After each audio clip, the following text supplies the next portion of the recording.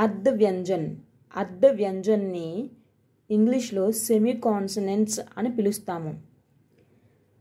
వ్యంజన్ని కాటు జ్ఞ లెటర్స్ని వ్యంజన్గా పిలుస్తాము మనం హిందీలో.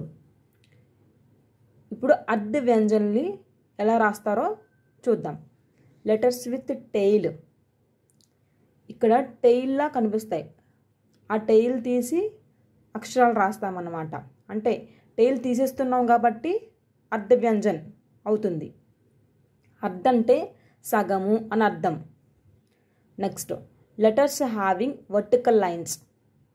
వర్టికల్ లైన్స్ అన్నీ కూడా తీసేసి రాస్తాము ఈ పక్కల. వాటిని అర్ధ వ్యంజన్ని అని పిలుస్తాము. ఇవిగోండి, ఇవి వర్టికల్ లైన్స్ అన్నమాట. ఈ వర్టికల్ లైన్స్ అన్ని తీసేసి రాస్తే ఇలా వస్తాయి లెటర్స్ మనకి. వీటిల్ని అర్ధ వ్యంజన్ అంటాము.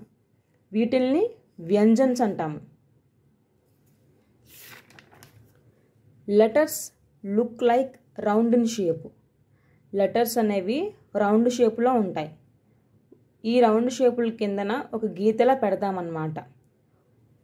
గీతలా పెట్టిన అక్షరాలని అర్ధ వ్యంజన్ కింద, మామూలుగా గీతలు లేని అక్షరాలని వ్యంజన్ల కింద చెప్పుకోవాలి. రాకి ఇలా రాస్తాము.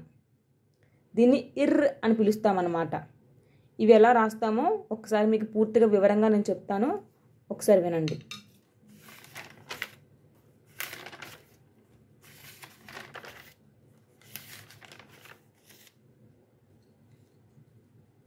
సెమీ కాన్సనెంట్స్ అర్ధ వ్యంజన్.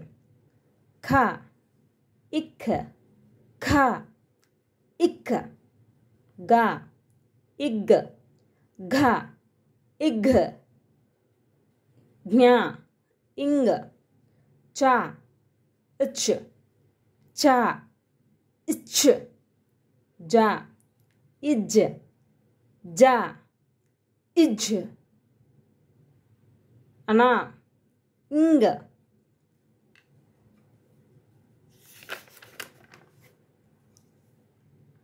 ట, ఇట్, ఠ, ఇట్, డ, ఇడ్, ఢ, ఇడ్, నా, ఇన్, త, ఇట్, ఠ, ఇట్, ధ, ఇద్, ఢ, ఇద్, నా, ఇన్, ప, ఇప్ప, ఫ, ఇఫ్, బ, ఇబ్, భ, ఇబ్, మా, ఇమ్.